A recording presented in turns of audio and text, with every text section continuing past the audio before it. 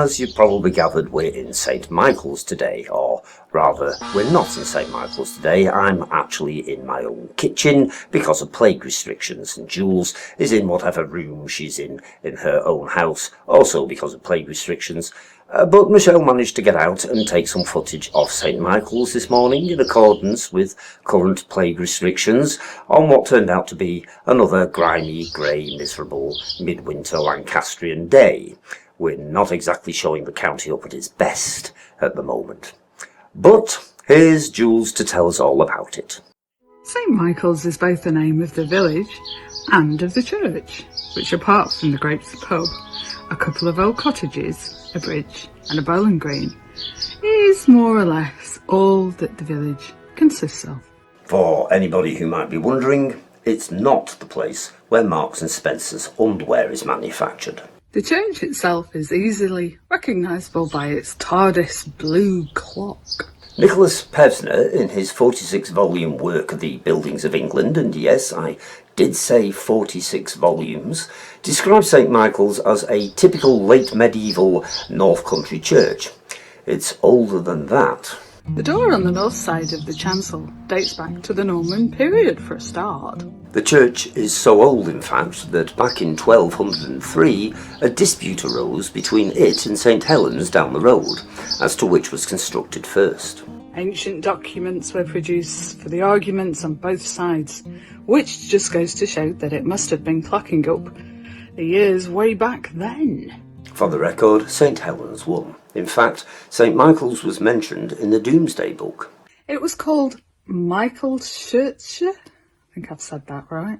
Back then, we're sure you can work out the translation for yourselves. The Vicar's Board inside lists the ministers all the way back to 1196. The tower's fairly ancient as well. Officially, it went up in 1459 when John Singleton donated 40 shillings towards its construction. The stonework, however, suggests that it was added to a much earlier structure.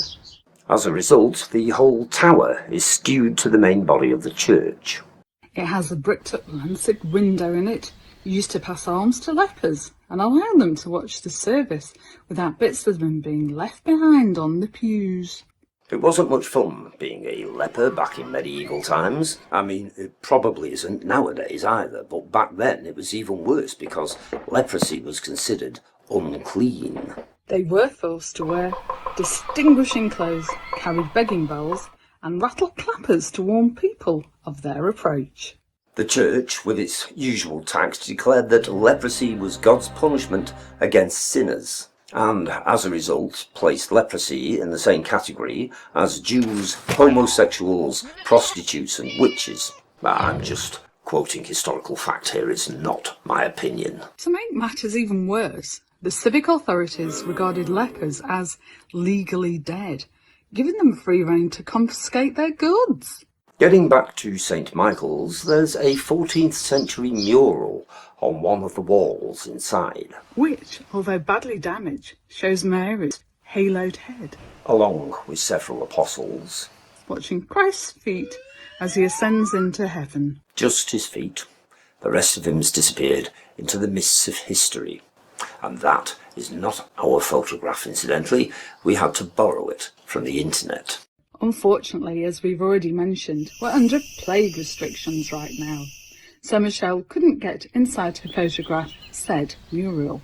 Every time we go to St. Michael's, we somehow manage not to photograph it. Another mural of similar date that we also failed to see. In fact, to be honest, it's so knackered and faded nowadays anyhow that nobody else has seen it for a very long time either. Depicts, or more accurately, depicted, the devil chasing lost souls for sport. Meanwhile, back outside amongst the time-worn graves stands a sundial on its Saxon base, immediately identifiable by the 3 stone steps held together by rusted staples. There are also 3 unusual shaped graves that local folklore date to the Civil War in 1643. They allegedly belonged to Spanish sailors who became vagabonds when their ship was wrecked near Fleetwood. The ship was plundered by both royalists and parliamentarians and then set on fire, as you do, leaving the sailors little opportunity to return home. The entire church is hunched with age. A patchwork of afterthoughts and repairs. In the Butler Chapel, there's a Flemish roundel window dating from the 16th century. It depicts a couple of shearing sheep. We said in the Abbeystead film that the locals round these parts have an unhealthy obsession with sheep. They weren't exaggerating. At the bottom of the picture is the word Junius, meaning June, the month when shearing took place. It's accompanied by a crayfish representing the astrological sign of Cancer. That's June the 21st to July the 22nd. Worth a mention is one of the window bosses. It's very warm, but you can still make out, if you tilt your head and squint a bit, a hooded peasant with his feet planted firmly against the wall above his head and his bare backside exposed to the public. We honestly don't know why. Because these stonemasons got bored, we suspect. There are quite a few ornamentations round the walls, from unknown kings to what appears to be a green man. We like carvings and grotesques, which is why Michelle filmed so many of them. Why she filmed this horse in a red jacket is anybody's guess. She just likes horses, probably. Also inside the church, where Michelle couldn't go this morning, are another couple of early relics. A piscina to the right of the altar. And a pedestal that once contained an effigy of Saint Michael himself. You'll just have to imagine them for now. Perhaps next time when we come back, we'll have better luck. There's a good chance if you turn up at St Michael's over the winter months, you'll need your waders. And possibly a dinghy.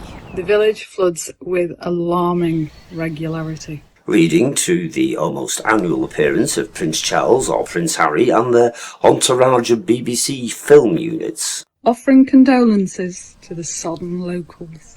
Although, as far as I'm aware, none of their money.